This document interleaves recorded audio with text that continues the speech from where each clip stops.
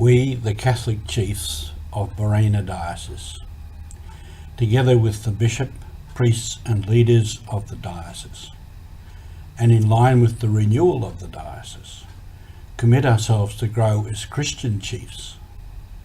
In this we take Christ as our paramount chief and share in his role as prophet, priest and king. We wish also to include in our vision our brother chiefs from other Christian churches. Welcome to Mission Alive. This is Roger coming from the MSC Mission Office. I speak of the chiefs in Borena Diocese, where I was the pastoral vicar and where we had a diocesan renewal program. In that program, part of the planning and the action was to see if there are any particular sectors of the people that needed a particular pastoral care. Often designated to be youth or women or men or other groups, but this one we chose the chiefs. Chiefs are an hereditary group in the structure of society and an important part of society. We chose them as a particular, for particular pastoral care because they were lost, by and large. They were in crisis. And I want to keep referring back to that and Pope Francis's words about crisis.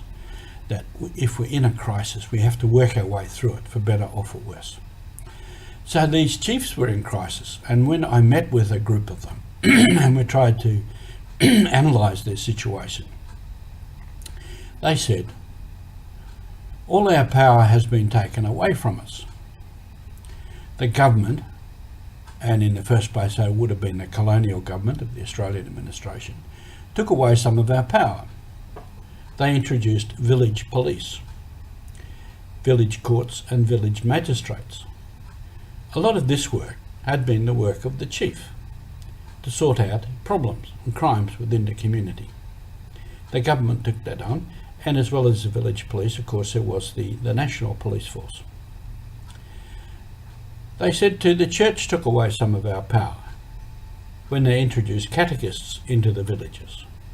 Because one of the works of the chiefs was to continually advise the people on the best way to live.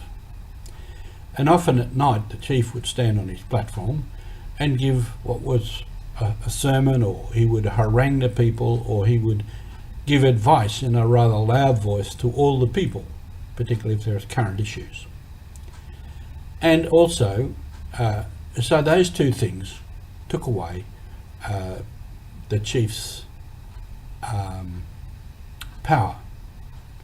And also for the church, with the presence of priests and religious and a whole new religious system, then they didn't know what to do. They didn't know what their role was.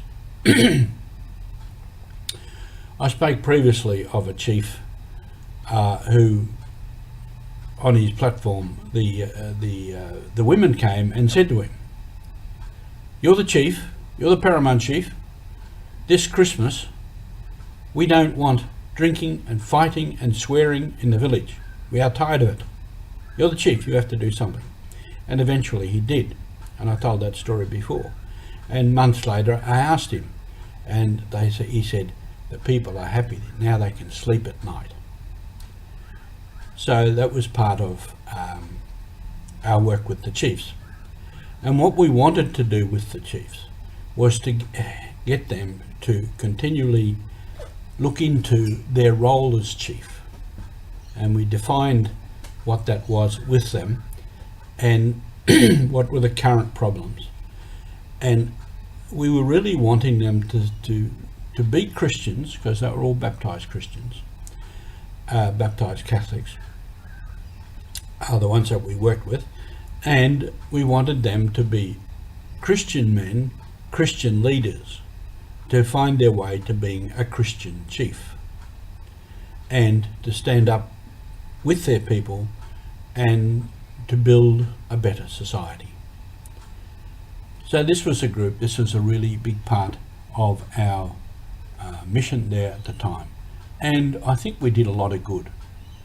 A lot of the chiefs did do some good things.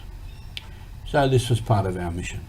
Thank you for being with me and listening to these stories.